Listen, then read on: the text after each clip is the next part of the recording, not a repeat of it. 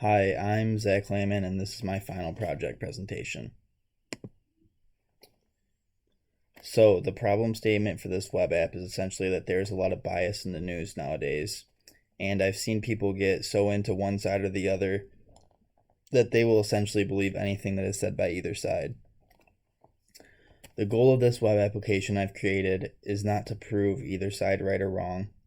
I know how sensitive politics are, and what I had in mind for this app at the beginning of this semester was for the app to be literally completely neutral. It is meant for someone who maybe would like to see just how different these news channels cover stories and how they can almost be opposites at times, even when they're covering the exact same thing. That can create a lot of confusion. So, my hope was that this app would be used for someone to see the issue with these largely differing stories from each side from a completely neutral source. All right, so now that I've gotten the purpose behind the application out of the way, I'll go over some of its functionalities. So, the comparison pages are basically the whole purpose of the web page, which is to compare the two different news media side by side. So what I've done is put the two videos in articles, one from each news source, and put them right next to each other. Both sides are covering the same exact story, but it's plain to see how much differently each side does, covers the story. So the purpose of these pages is to give the user a chance to make their own decision on which side they want to, if they want to believe either side or if they just want to be more informed overall. So below these comparisons are comment sections. The comment section is fully functional as far as vanilla JavaScript code. However, it's not hooked up to a database. And the same goes for the login. I created a login form using HTML and CSS as well as JavaScript, but I was not able to get that working with the database either. It also contains a side and a top nav bar. I just thought that that looked better as opposed to just having a top nav bar.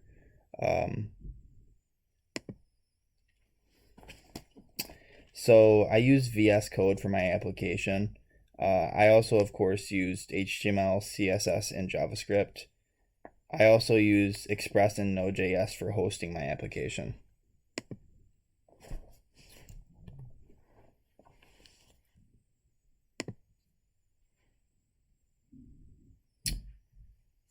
So here's my application. I have my home page up here and I've embedded a video from YouTube, which I think summarizes the purpose of the website pretty well.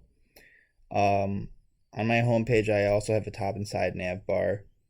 On the top nav bar here, I have links to each of the news network social medias, as well as their web applications. So on my Twitter tab, I also have a page specifically for comparing the news networks' Twitter pages live. So this is basically just meant to, see the difference between what the two sides chooses to tweet. This is just good for informing people about media bias.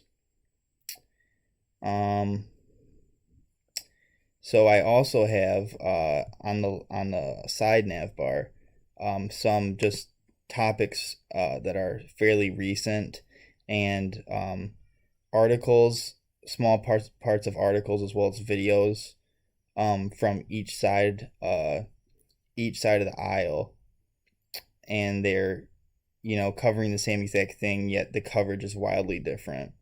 And there's also a comment section down here where you can leave comments and also reply if you'd like.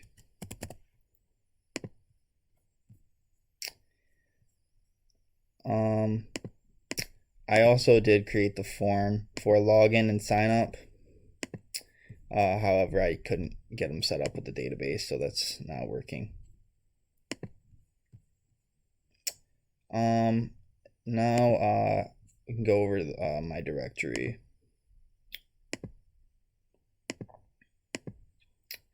So my public, basically everything that the user is going to see is in the public file. So that includes my CSS, HTML, my pictures, as well as my JavaScript. So my index.js is basically used to render my public file. And that the directory for the index.js is in the package.json. So basically, we're running the index.js first. We're telling my package.json to start in index.js, and that is rendering my public folder, as well as hosting the actual server and listening on the port. I also included a proc file, and this is used basically so Heroku can understand how to run this file, exactly how it does, how to